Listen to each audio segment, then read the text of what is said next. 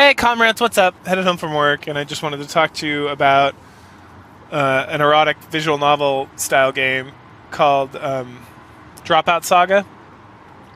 And it stars you. You're a Yakuza gangster guy who's like tired of the Yakuza lifestyle or the gangster lifestyle, and you want to get out. And so you go to like the guy, your man that you talk to for side bits or whatever. Oh my goodness. The game is boring. That's not why I'm yawning, though. But you tell him you want to get out, and he's like, all right, if you do one more job for us, then you can get out. What you got to do is you got to go to this school and be the headmaster. And then the school's got a bunch of, like, the daughters of prominent political figures in the city that you're in. And so you got to corrupt them. You got to get blackmail on them, essentially. You got to, like, corrupt them, get them in compromising positions, and then film it or record it or whatever. And then we'll use that to... We'll call it good because then you've done us like a great favor and shit. And you're like, all right, whatever. And at this point, the game kind of lost me. Oh my gosh. Because there's like it's not split personality, but you start having like conversations with yourself, and like a character comes up, and it's like one thing to just be like, oh cool, this guy's having like a weird conversation with like his internal turmoil, like should I be good or should I be bad? Right?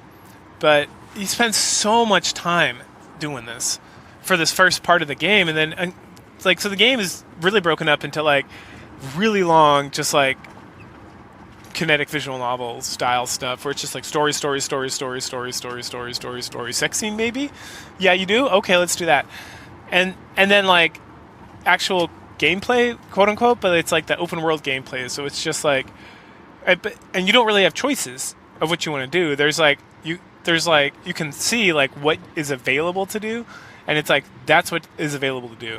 So it's like some of these other games I've talked about where there's like the illusion of having like some control over it, but it's just like it might as well just be like a kinetic visual novel all the way through. Because, for example, once you become headmaster, you can like there's like activities you can do, but the game literally not even like a walkthrough. Like the game tells you it's like, oh, next thing you got to do is meet Lisa in the cafeteria. And then it's like, what if I want to talk to this girl? You can't until you meet Lisa in the cafeteria, asshole. And you're like, okay.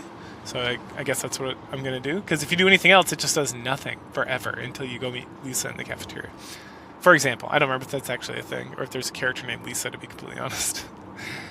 But it's just that. And so it's just like, unless you do the exact thing it wants you to do. And so the only kind of like power you have is occasionally, and occasionally is the strong term. Like, very rarely you have the option to pursue one or two paths with different girls on top. So you can be like, oh look, I can either go meet Lisa in the cafeteria or I can meet Annie in the library. But once you meet Lisa in the cafeteria, it's like now you have to meet Annie in the library. So it's like the order you do these in doesn't really matter. It's like you're still going to be locked out of all this stuff. And it goes back to like, why is this even a thing? And then at points, the game, you're just like, okay, well, let's try to corrupt Lisa. Okay, let's try to corrupt Annie. Let's do this. And there's like little different reactions you can have, but they don't seem to really matter, to be completely honest. It's pretty much like, do you want them to be in love with you, or do you want them to be whores, I guess? But the game isn't complete.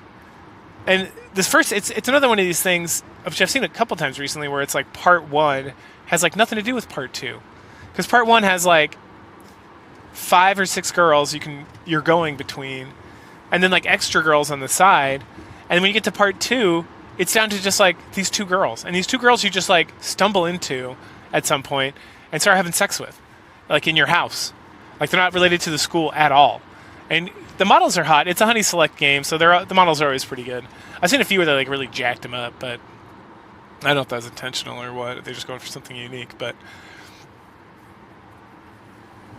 So the animations are good, the models are good, like it's all, that stuff's all good, but it's just like the story is so boring. And then there's like, you kind of expand the gangster stuff that's going on, but it's like the game starts off and it's like, hey, go corrupt these girls in the school. And if it just stayed to be that'd have been fine. But then it deters, it goes like back into like you being a gangster, or you doing this thing, or you doing that. And these like story parts are super long and they're kind of boring. And it's like, I don't care about these characters. And then at some point, like I said, it's like, all right, that's the end of part 1, go play part 2, and you play part 2, and like all your options are gone. Like like it's literally just connect novel, visual novel, but it also is like pretending that there's still options for like these two girls, one of which wasn't even an option in the first part. And then it just kind of goes, and then a game's like, oh, do you want to go talk to so and so before you leave the house? And you're like, well, if I want to fuck her, of course I do. And if you don't, you just don't fuck her later. And other than that, it doesn't affect the story at all. So it's just like, what is this? Anyway, this is a hard pass. So yeah, drop Out Saga. No reason to play it. Cool. Catch y'all later.